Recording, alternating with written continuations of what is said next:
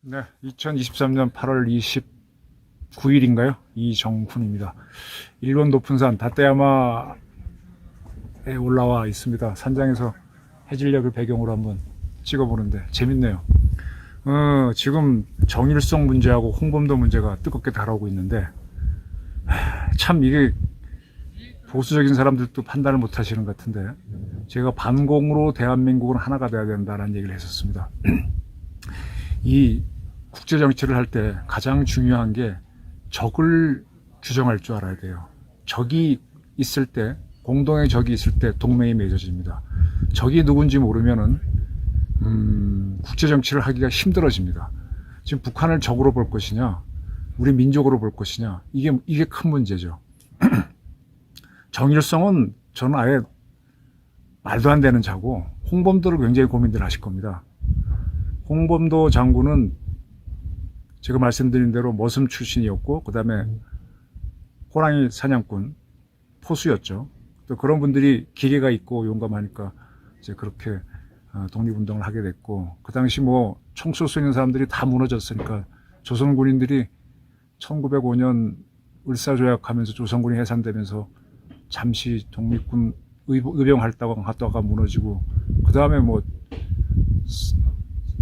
3.1 운동 할 그 무렵쯤에는 포수가 아니면 총을 쏠 사람이 없죠. 그분들이 독립운동 하다가 한 건 사실입니다. 근데 그분들이 이념 없이 하다 보니까, 그 다음에 일제에 쫓겨서 일본하고 소련이 중립조약을 맺은 소련 땅으로 들어가서 하다 보니까, 근데 소련은 공산주의 세력만 우대하다 보니까 그쪽으로 붙어버렸고,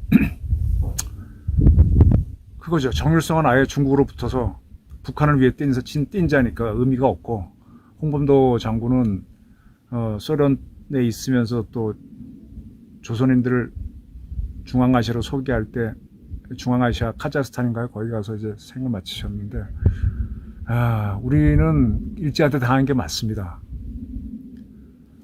근데 이제 굉장히 재밌는 게, 일본하고 독일하고 이탈리아가 2차 대전을 일으켰는데, 그들이 처음 동맹을 맺을 때 반공조약이었어요. 공산주의에 반대한다는 이유로 세 나라가 동맹을 맺기 시작하면서 그게 주축국이 되는 겁니다.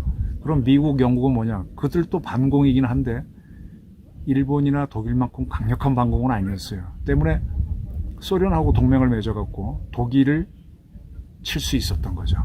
근데 2차전이 끝나고 나서 소련이 확장을 하는 모습, 바르샤바 조약기구가 되는 동유럽 국가들을 공산하고 하다 보니까 처칠하고 트루먼 이런 사람들이 이건 아니구나 하면서 이제 거기에 대항하는 시스템을 만들면서 나토를 만들고 유엔을 만들고 하면서 지금이 만들어지는 거죠. 그런 와중에 소련의 사주로 한번 나토가 결성되는 유럽을 흔들기 위해서 우리를 치게 한 게 6.25 전쟁입니다. 그 전쟁으로 우리는 무지 많은 사람이 죽는데, 이 공산주의자들이 우리를 무장 해제하기 위해서 오랫동안 노력했어요. 그러면서 자기들이 한 죄는 얘기하지 않고 일제가 한 죄, 그걸 꺼내면은 우리하고 공산주의는 하나가 될 수 있거든. 6.25 전쟁을 덮을 수 있거든. 그래서 그걸 계속 거론하며 왔습니다. 그리고 그들은 우리가 못 살게 된 거는 봉건 탈파를 안 됐다고 해서 봉건 극복을 많이 얘기했죠. 그래서 거기에 편승했던 사람이 박정희 같은 사람, 그런 사람들이 한때 공산주의자가 됐었고, 하여간 뭐 독립운동 플러스 탈봉건에 공산주의 세력이 있었던 건 맞습니다. 근데 그들 노선을 따라갔으면 지금 북한 꼴이 되는 거죠. 이번에 윤석열 대통령도 이념 차이를 묵과하면서 남북 문제를 보면 안 된다. 그 얘기를 다부지게 딱 얘기했습니다. 정확합니다. 어떤 이념을 택했냐에 따라서 지금 남북한이 이렇게 차이가 났는데, 북한을 어떻게 우리랑 같이, 그리고 그들 노선을 따라갈 수 있습니까? 이번에 이제 광주에서 정일성 공원 안 된다 그랬더니 뭐 철진한 이념 공세라라는 그런 주장을 광주에서 하는데, 철진한 거 갖고 떠들기는 광주 5.18도 마찬가지예요. 언제부터 그들이 5.18 가지고 그렇게 그걸 주장했잖아요. 과거 팔아먹었잖아요. 제사의 도시 아닙니까? 지들이 팔아먹을 때는 철진한 거 얘기하고, 다른 사람들이 얘기하면 철진한 이념을 얘기한다 그러는데, 아니죠. 굉장히 과거도 중요한 거고 이념도 중요한 겁니다. 우리가 광주를 수용하려면 광주가 광주에서 했던 데모크라시가 민주주의를 위한 데모크라시임을 증명해줘야지 인민민주주의는 아니잖아요. 제가 문재인을 통일전선을 한 그런 자로 규정을 하고서 상당히 비판을 하는데, 문재인 씨가 대통령을 할 때 주사파들이 대거 힘 안 들이고 청와대에 들어가서 요직을 차지하면서 통일전선 전술을 펴버렸죠. 그래서 항일로 하나가 되자. 그러면서 반일 계속 거니까, 그러지 않아도 일본하고는 경쟁심이 있으니까 우리 국민들이 많이 빨려갔는데, 지금 홍범도 동상을 없앤다 그러니까 아이씨 독립운동한 것까지도 부정해 하고 이렇게 사람들이 이렇게 하거든요. 근데 적이 누군지 헷갈리는 거예요.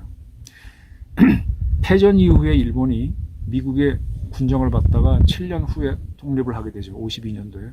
그리고 일본국이 되면서 그 일본국이 1965년, 64년 우리랑 국교를 다시 하게 되죠. 그래서 우리랑 우호국가가 됐잖아요. 북한하고 우리는 지금도 남북기본합의서 맺은 거 외에는 어떠한 평화관계도 가지 못했습니다.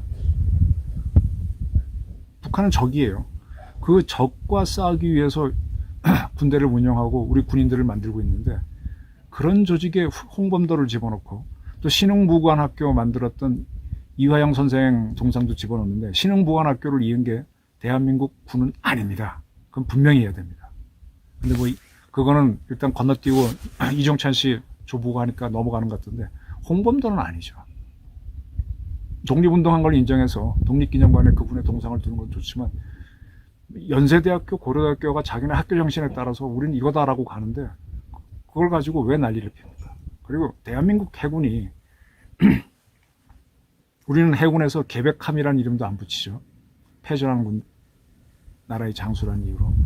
그런데 어떻게 공산주의 활동을 했던 홍범도 이름을 잠수함에 붙이느냐. 홍범도를 얼마나 영웅화했습니까? 그게 문재인이가 했던 통일전선 전술이에요.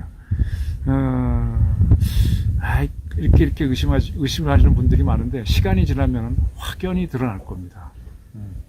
저는 지금 일본 다테야마에 와가지고, 여기가 해발 2,400m 산장인데, 그냥 혼자 켜놓고 이렇게 합니다. 이게 자유죠. 북한에 갔으면 이런 게 못합니다. 뭐 북한도 한번 가봤지만은 신경 많이 쓰였는데, 여기서는 뭐 제가 어떠한 소리를 해도 되고, 지금 밖에 나와가지고 다른 사람 피해 안 주고 혼자 불 켜놓고 헤드램프 켜놓고 방송에 시비 거는 사람 없고 쳐다보게 하겠지만, 이러한 일본을 자꾸 적으로, 경쟁 심리는 있지, 영국 프랑스에 있는 것처럼. 그러나 적은 아니죠. 적은 공산주의를 이끄는 북한 세력입니다. 지금 우리가 북한 인민하고 공산주의 세력을 분리시켜서 북한 인민들이 반공운동, 그때 님을 위한 행진곡, 광주 출정가 이런 걸 부르면서 나오도록 해야지, 우리가 공산주의를 용인해서 이것도 저것도 아니고 와해되는 그런 나라가 될 수는 없잖아요. 그래서 저는 해군에서도 스스로 해야 되는데, 해군은 너무 말을 잘 들어서 문제인데, 홍범도 함을 지우고 안영복함이라고 하면 뭐 어때? 그런 식으로 좀 하고, 우리 군도 이제 적이 누구란 걸 분명히 알고, 그 적을 조선인민군을 언젠가는 무장 해제하면서 통일해야 되지 않습니까? 그런 준비를 해 가야 됩니다. 이념은 굉장히 중요한 주제입니다. 일본에서 제 의견을 말씀드렸습니다. 감사합니다.